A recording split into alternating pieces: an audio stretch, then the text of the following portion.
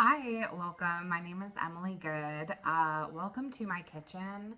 So typically I try to film in front of my bookshelves because it's just the more aesthetic way, but I found that the more I film in front of my bookshelves, the more easily accessible I am to my children, and sometimes if I'm more elevated, they don't bother me as much. Um, so here's me just moving my Halloween tree over just solely for the purpose of this video. It is sitting on top of a box, a cardboard box. So you're welcome. So today I wanted to tell you about the books. So today is October 20th. So I still got some time, actually. October 20th sounds so late in the month, but we still have 11 days left until it's the end of October. So I hope to go out with a bang.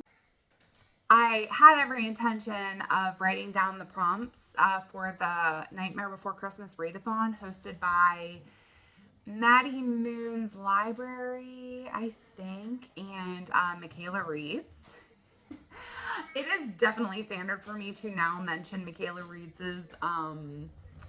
channel in every single video, and it's solely because what she's constantly doing, I want to constantly be doing. She inspires me every single day. So that's why I end up talking about her all the time, is because she literally inspires everything. So the two of them are hosting the Nightmare Before Christmas readathon, and this year is really exciting because they're doing like a whole bingo board. Like the readathon, I honestly forget the dates that it starts. I know that it starts the 23rd, and I can't remember when the readathon ends. But there is a whole bingo board. I definitely recommend you watching the announcement videos. Maddie Moon's Library went through all the prompts specifically, and Michaela Reed's kind of just kind of piggybacked off of that. So I don't have the prompts written down. I probably won't do the bingo board, even though I think it sounds so fun, because I just am not the type of person to print things out. I might go through and try to write down a checklist of what they're kind of encouraging. Like one of them was reading by candlelight, which I think sounds so fun. So I'm going to try to participate in my own little cutesy mom way. So I just wanted to tell you what I am going to try to get to for the rest of this month. I am not very far from finishing Frankenstein. I'm not going to talk about it very much because I also am doing a vlog and I just don't want to do anything overkill. But yeah, I'm probably going to finish this tonight. So I'm almost done. So what's the next book that I'm going to read? Neil Gaiman's The Graveyard Book. It's nice. I've read two classic horror books, and I'm kind of ready to switch it to something a little bit younger, a little bit easier, a little bit more childish, maybe. So I'm going to switch to The Graveyard Book. I'm so sorry again to bring up Michaela Reed's, but this was a 5-star book for her.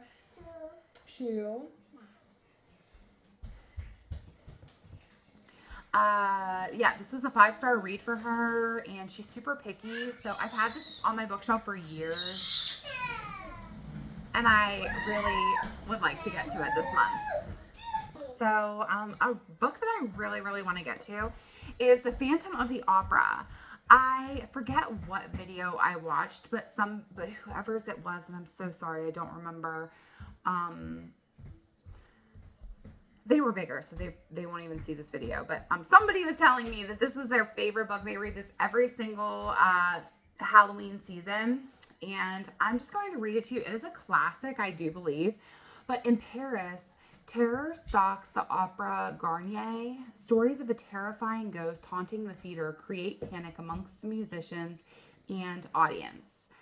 But the ghost is no supernatural phenomenon, but a living, deformed man, Eric, who is hopelessly in love with a promising singer, the beautiful Christine Day.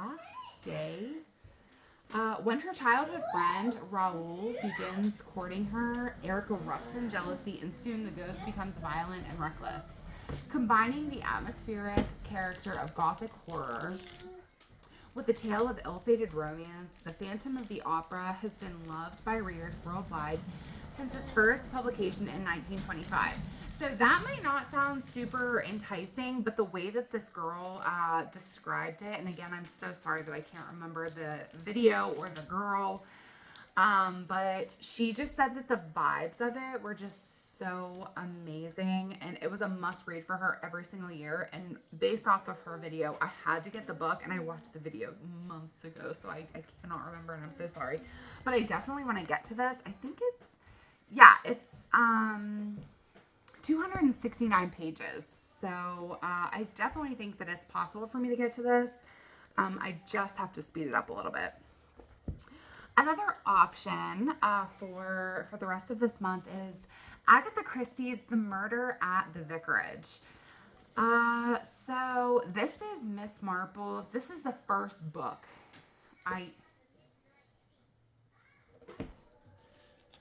Yeah, it is the first Miss Marple mystery, one which tests all her powers of observation and deduction. I have several Agatha Christie books. I have for years. I don't know why. One day I went to the bookstore and bought a lot of her books without ever reading one. It was just a phase. And I actually have only read one of them. So I'm like, I may as well read the first one in the Miss Marple series.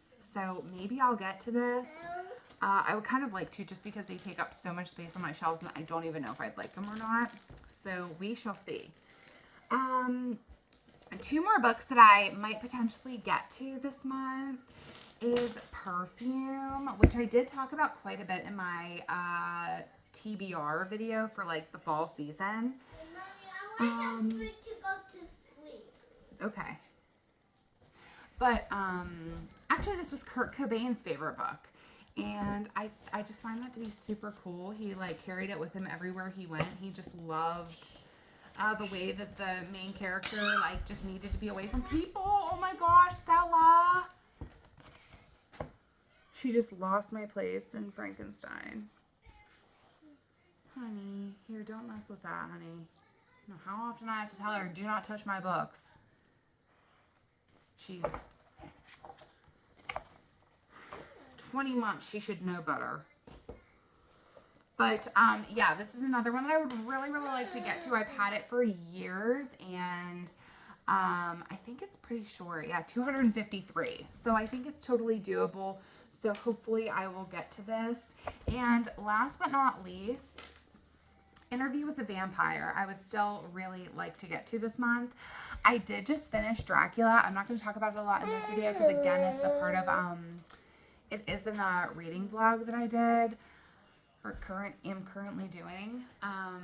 But I really loved it. So now I'm actually listening to Carmilla, and I also hope to maybe potentially get to this. Now, can I read spooky books all year round? Yes, absolutely, I can, but I think I'm really trying to go hard these last 11 days because I know that once November hits, so November is the month of my birthday. It's the month of eating. It's the month of leading up to the holidays for me. It's a lot of going to the grocery store and buying eggnog and things like that. It's just my most cozy 2 months are coming up. And also for me, I'm going to be giving birth in early January.